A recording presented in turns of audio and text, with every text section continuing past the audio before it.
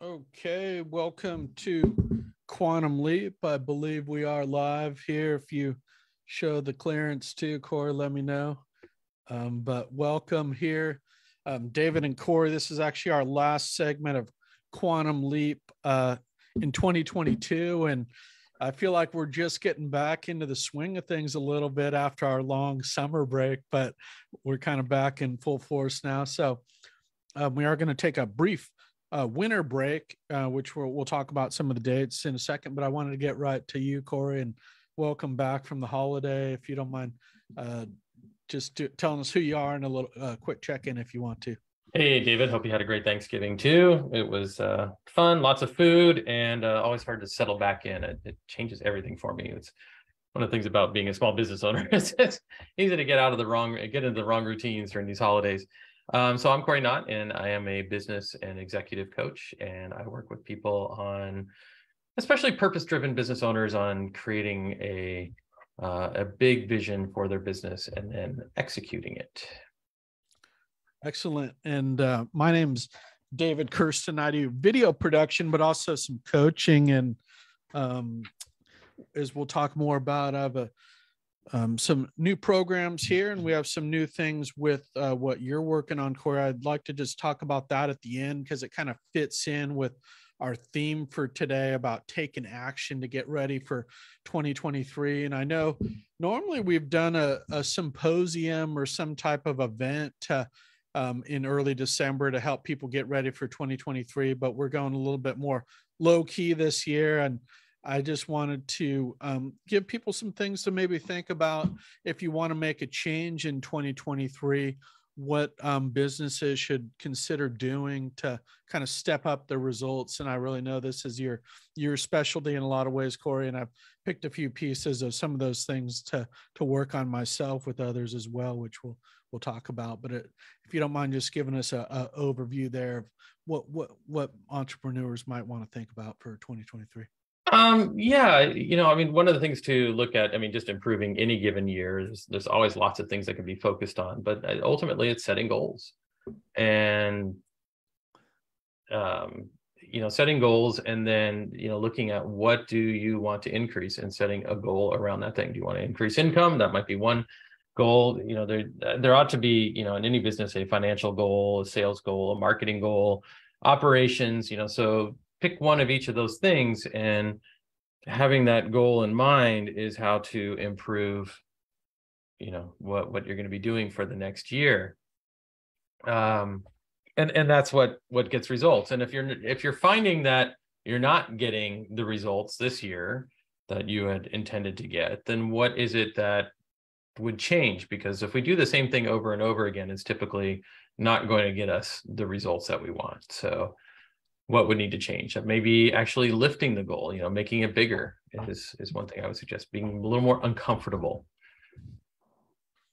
Yeah, great. And I was just listening to a book called The Leadership Challenge this morning. I don't know if you've heard of that book. It's in its 6th edition. And they were saying that you can't get the energy you need to go after and make a difference unless you have kind of a big spark or a big drive, which is really, as we've talked about, your purpose, but you got to kind of unlock that passion to motivate you forward. If your goal's not big enough, for example, we've talked about this, I think a few weeks ago, that if you just say, well, I just want my business to work, that's not going to get you excited. You actually say, well, I want a business that can, put all my kids through college and take me around the world, something that you can get excited about because that's something you can go after and get. Is this, I really don't see people making that big of a change outside of a major change in their life about how they do something.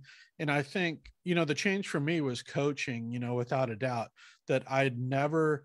And, I came to B&I, so I kind of got unofficial coaching. I really just saw hearing people talk about these goals that excited me, but it wasn't until I really got an individual coach and, Pradna Leitner and you, Cory, that I was able to make these changes. I don't know if what your experience has been that with people using a coach to set these goals? How does that work? Yeah, I was never a goal-oriented person. I still, in many ways, I mean, we all have goals no matter what, right? Our mind can't exist without goals, but setting written goals and, putting a number to it and kind of following that process was not something I ever really did until I started in the coaching business. And I suppose I did a little bit in software, when I first hired a coach, right? They're like, set goals. I'm like, okay. And kicking and screaming and dragging and resisting, but, ultimately having those goals helps me, put a focus on what I want to accomplish. And I think going back to what you said about having it be inspiring, there must be a vision behind it, right? A goal is really meaningless if there isn't a vision behind it. And so, the bigger, more, full that vision is, the easier it is to set the goals and to stay on track, because it's not really the goal, right, that we're striving for, it's the vision that we're creating. Great. And, and looking at your coaching process and your modules and also some of the other ones I've been through, I see that the thing with goal setting is the most important part, because that's what everything kind of revolves around. So it's a kind of how you manifest your goal, how you set it, how you talk about it, how you think about it, what you do each day or each week or each month to stay on track is so critical. I, for example, do have a goal card, and I have my card written, about my business goal that I read every day. And, a lot of my daily practice revolves around that as well. So I don't know if you have any things that people might want to think about or just examples of how you use your goal, or how do you actually even set a goal, for example. Like, do you write yours out on a goal card, or do you look at it every week, or do you take time each quarter to reevaluate your goals? Yeah, I need to write that down and do a goal card. I have a thing I call my executive briefing, and Gail has another name for it, but it's a little more of like the overall plan. It's all those different things going on. And for me, what I love about doing goals, what I've learned to enjoy, and I did it because I had a coach, we hired a coach and paid a lot of money to learn how to do this. I'm sure we could just learn from a book, but the coach makes things really kind of get into the nitty gritty. And we've done this for many clients, is not just setting the goal, it's actually making the plan, right? So we have what we call the Why Smart process. And so people are familiar with SMART goals. We just add on a few extra terms to kind of make it fit the person. But then once you have the goal, there's like, what are the rewards for receiving it? What are the consequences? What are the benefits? There's a number of different things that we attach to that goal to make it more part of the vision, and maybe sort of the year-end vision or the short term. And then all the milestones and everything that goes into it. It feels like it might be tedious. It can take a significant amount of time, in a day, to do a goal like that. But once it's there, it's like, okay, now we know if this can be done, right? What are the daily or monthly or weekly or whatever activities that need to happen? When do they need to happen by, and who's going to do them? And what I also love about that too is we can look at alternative plans, right? So let's say, I've set a goal to get 100 new Lyft members by the end of April, right? And right now, and so the obstacle that I have is I don't have 100 members. I have, a certain number. And so I've got to make up the rest of the number. So what is each one of the steps that I can do? What marketing things are we going to do? What is our sales plan? So all those little pieces that go into a very detailed action plan. And I find that that's really one, actually my favorite parts of the goal setting, because it tells me whether or not this is even something I can accomplish and how much work and effort it's going to take. And sometimes it's like, oh my God, this is going to be easy, so let's add on some more things or make it bigger. Yeah, no, I do see that that's really a specialty of your and Gail's too, is how to teach people how to do that action plan. And that is so critical. And I think that's a big difference between something like Lyft, your platform, and reading a book that, you can't get an action plan by just reading a book. It's kind of like a light bulb goes on, but unless you actually have kind of a nuts and bolts thing of how you're going to get there, you're just left Yeah. with kind of just a dream. So I do think you need other people to kind of breathe life into that plan too, that you have to start putting it into action right away and to get other people to buy into it. And that creates this momentum. So, I look forward to actually, once I, get some of these new programs fully built out, to, regroup with you guys in Lyft to update my action plan as well. So, Yeah, my experience is that business owners, and I've been testing mindset, for a while now, and every time I test a mindset, almost everyone I test is a very kind of a big picture thinker to some extent, maybe not as much so as, some big name entrepreneurs, but most small business owners I mean are big picture thinkers. And that's one of the reasons why we do get away from the job, because, jobs don't really give us that big picture, right? We want that feeling of being in control and in charge. But what also that happens is we tend to be somewhat unrealistic. We have a big idea of what can happen, but until we narrow down into the specifics, it's really hard to determine if that's very realistic within the time frame that we imagine it to be, right? I mean, like, I can visualize something, but can I pick out all the things that need to happen to make that happen? And so that's an important part of being successful in goal setting. And I think it's the one thing that trips up almost everyone. I don't know a lot of people who are really good at that kind of goal setting without somebody to look over their shoulder and help them do it, including me.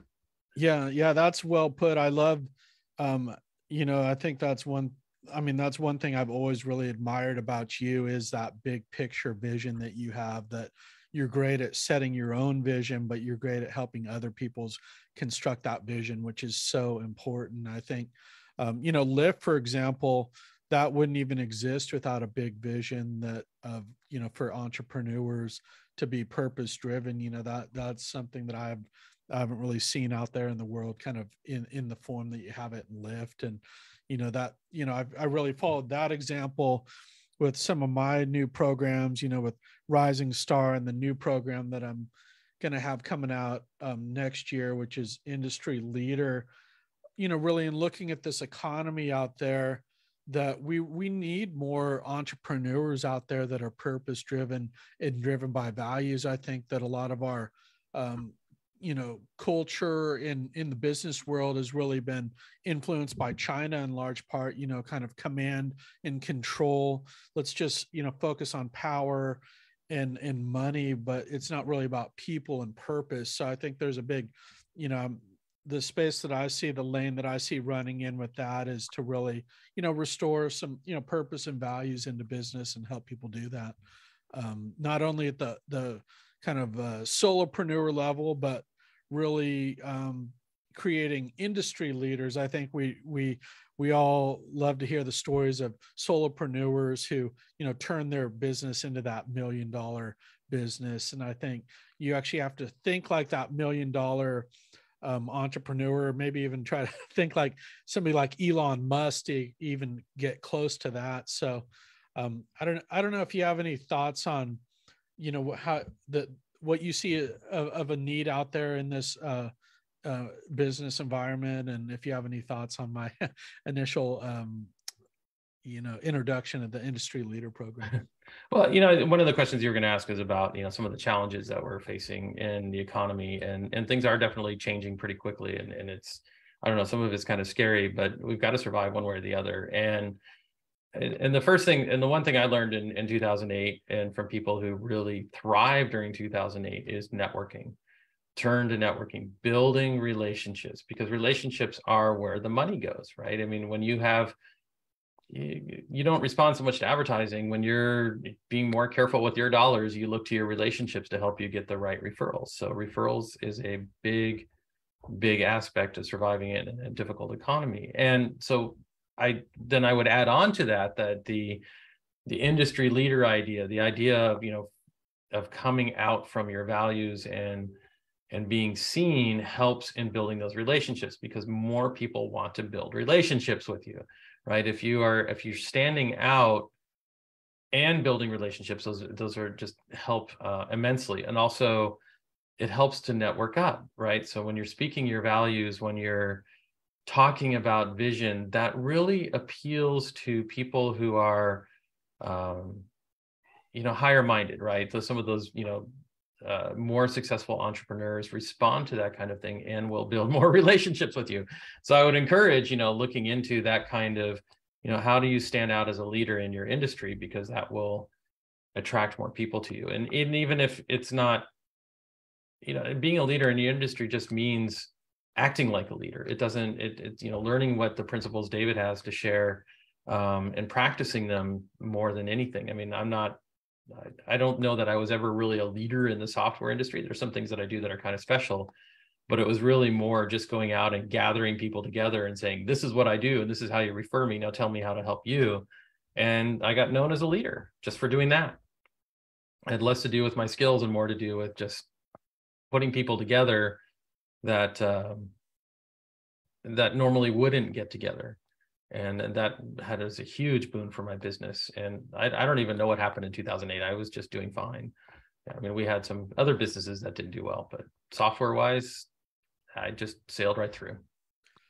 Yeah. And I did want to mention, I appreciate you mentioned that about relationships and people. And that is such the critical piece that really my whole model for industry leader more than anything else is B&I and Ivan Meisner and the teachings of, Mike Macedonia and Don Lyons and, really, their values of B&I is essentially the values of industry leader in large part, but it's really about kind of building out the rest of it in terms of we need more than just referrals to build our business. We need some of these other mindset things and this concept of self-image, which I think is really a revolutionary concept about how you upgrade your self-image. And that's the networking up piece. Mm-hmm. That is what made the big difference for my vision and where I see taking my business. And, the other big influence, of course, for industry leaders working in politics that I saw, okay, maybe if we had a business roundtable or a chamber of commerce, what should that look like? And I just really see, I've always come from kind of a big picture thinking of things of how can we, how could we have a small business chamber of commerce and how can we help each other? And that's what B&I does. But I really envision this network of industry leader, doing a lot of that in large part. So, we're going to be talking about some of those modules. Again, a lot of it's very similar to Rising Star, but it's kind of like the upper division and it just goes for a higher level executive than Rising Star. But I know we were talking briefly and we have another minute or two before we get to Lawrence about some of the new plans for Quantum Leap next year. I really look forward to some of the things we've been talking about. We're going to be doing some new things with some panel discussions that are going to actually allow us to drill down into some of these very important concepts more deeply with experts. So, really I envision bringing on more experts kind of to help us talk, for example, about networking up. And you have a lot of that content to really drill down more on some of these key topics and present this content in value and still do individual interviews with individual entrepreneurs, but I just want to get a broader view of topics that we talk about, and then have guests fit into those topics instead of just focusing only on the guest. And I'm really excited for what we're looking at for next year. So this is kind of our last episode in 2022, and we are coming back in early January. So yeah. Yes, looking forward to it. Thank you, David, for putting it all together. It's amazing to see what you do. Yeah, and thanks for your along for to be the talent. That's it. Yeah, Some of the talent. You're the brain. I'm the organizer on a lot of this stuff. So we both have very helpful. That's another way to be successful, by the way, is find people who have skills that you don't have, and we don't always know, but I truly value collaboration and partnerships. It's one way to really to build a network and survive some of these tough times, because people get done. You can help each other get things done. Yep. Good. I just see I got to get to Lawrence here. Okay. So we're going to wrap up David and Cory, wrapping up this first segment. Thank you. Thanks. Bye.